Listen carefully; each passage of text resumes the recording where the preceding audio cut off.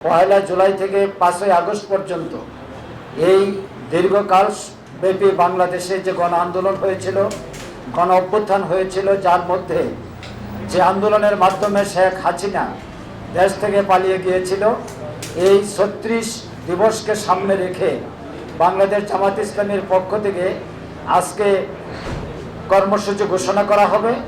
কর্মসূচি ঘোষণার জন্য আপনাদেরকে এখানে আমন্ত্রণ জানানো হয়েছে।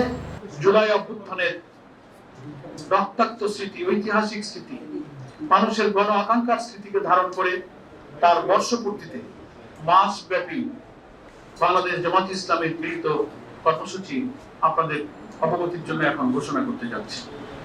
আমরা আজকে যে সুযোগ পেয়েছি সে কারণে আমরা মহান আল্লাহ তাআলার দরবারে সবাই আবারও শুকরিয়া আদায় করছি, আলহামদুলিল্লাহ।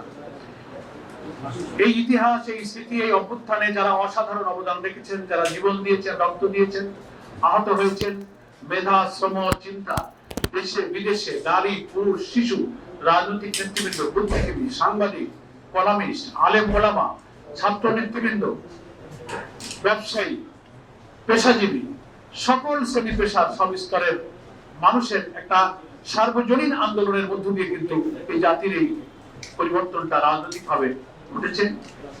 ফ্যাসিবাদী কর্তৃত্ববাদী শাসনের কালো যুগ আমরা পেরিয়ে একটা নতুন বাংলাদেশ গড়ার স্বপ্নে আমরা জাতীয় ঐক্যের মধ্য দিয়ে সামনে এগিয়ে যাচ্ছি। আশা করি এই মাসব্যাপী কর্মসূচি এই জাতিকে আবার নতুন চেতনায়, জুলাইয়ের অভ্যুত্থানের চেতনাকে লালন করে এগিয়ে চলার জন্য আরো অনুপ্রাণিত করবে, আরো সংগঠিত করবে, আমাদের বিভেদ অনৈক্য দূর করে জাতীয় ঐক্যের একটা ইস্পাত কঠিন পরিবেশ তৈরিতে এই মাসব্যাপী কর্মসূচি ইনশাআল্লাহ সহায়তা করবে।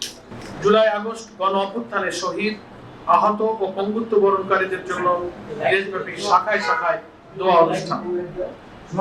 2 থেকে 4 জুলাই দরিদ্র, অসহায়, দুস্থ ও ইয়াতিমদের মাঝে খাবার বিতরণ। 8 থেকে 15 জুলাই জামাত নেতৃবৃন্দ শহীদ ও আহত পরিবারের সাথে সাক্ষাৎ করবেন, মত বিনিময় করবেন এবং তাদের দোয়া অনুষ্ঠানে শরীক হবেন। কবর জিয়ারত সহ অন্যান্য পারিবারিক সহানুভূতি প্রকাশের জন্য বিভিন্ন এলাকায় সারা দেশে সফর করবেন। 16 জুলাই ঐতিহাসিক দিন, শহীদ আবু সাইদ, যার দুঃসাহসী, মৃত্যু ভয়হীন, অকুত ভয় চেতনা সারা দুনিয়াকে নাড়া দিয়েছিল। বাংলাদেশের সমস্ত মানুষ ঘর থেকে বেরিয়ে এসেছিল তার এই সাহসী জীবনদান। সেই স্মরণে আমরা রংপুরে আলোচনা সভা এবং দোয়া অনুষ্ঠানের আয়োজন করেছি। 19 জুলাই জামাত ঘোষিত যে 7 দফা, সেটা বাস্তবায়নের জন্য ঐতিহাসিক সোহরাওয়ার্দী উদ্যানে আমরা জাতীয় সমাবেশের ডাক দিয়েছি। 19 জুলাই সোহরাওয়ার্দী উদ্যানে দুপুর 2টায় শুরু হবে এবং একই দিনে বাংলাদেশের ওই অভ্যুত্থানের 2000 প্রায় শাহাদাত বরণ হলো তাদের পরিবার এবং গুরুতর আহতদেরকে নিয়ে একটা আয়োজিত অনুষ্ঠান হবে। সেই অনুষ্ঠানে আমাদের সম্মানিত আমির জামাত ডক্টর শফিকুর রহমান সেই অনুষ্ঠানে অংশগ্রহণ করবে, জামাত নেতৃবৃন্দ সেখানে অংশগ্রহণ করবে। 20 থেকে 24 জুলাই এই কয়েকদিন জুলাই আগস্ট গণ অভ্যুত্থানের মূল উদ্দেশ্য গণপ্রত্যাশা পূরণের লক্ষ্যে রাজধানী সহ বিভিন্ন শাখায় শাখায় সেমিনার, সিম্পোজিয়াম, সভা সমাবেশের আয়োজন করা হবে। 25 থেকে 28 জুলাই আগস্ট গণ অভ্যুত্থানের উপরে ডকুমেন্টারি প্রদর্শন করা হবে এবং সাংস্কৃতিক অনুষ্ঠান হবে সারা দেশে। 29 এবং 30 জুলাই মহিলা এবং ছাত্রীদের উদ্যোগে বিভিন্ন দেশে বিভিন্ন শাখায় এবং কেন্দ্রীয়ভাবে আলোচনা সভা এবং দোয়ার অনুষ্ঠানের আয়োজন করা হবে। 1 আগস্ট একটি জাতীয় সেমিনারের আয়োজন করেছি আমরা। এখানে শহীদদের স্মরণে যে স্মারক আমরা প্রকাশ করেছি বাংলায় 10 খণ্ডে, সেটারই ইংরেজি এবং আরবি অনুবাদ তার বড় উন্মোচন করা হবে ইনশাআল্লাহ ওই দিন 1 আগস্ট এই জাতীয় সেমিনারের মাধ্যমে। 1 থেকে 3 আগস্ট ছাত্রদের উদ্যোগে আলোকচিত্র প্রদর্শনী কর্মসূচি পালন করা হবে। 5 আগস্ট যেটা আমাদের গণ অভ্যুত্থানের ঐতিহাসিক বিজয়ের দিন, কথিত স্বৈরাচার ফ্যাসিবাদের দেশ ছেড়ে পলায়নের দিন, সেই দিন দেশব্যাপী জামাত ইসলামী গণ মিছিলের আয়োজন করবে এবং রাষ্ট্রীয় যে কর্মসূচি ঢাকায় এবং সারা দেশে শাখায় শাখায় সরকারের পক্ষ থেকে আয়োজিত হবে, সেখানেও আমাদের নেতৃবৃন্দ অংশগ্রহণ করবেন ইনশাআল্লাহ।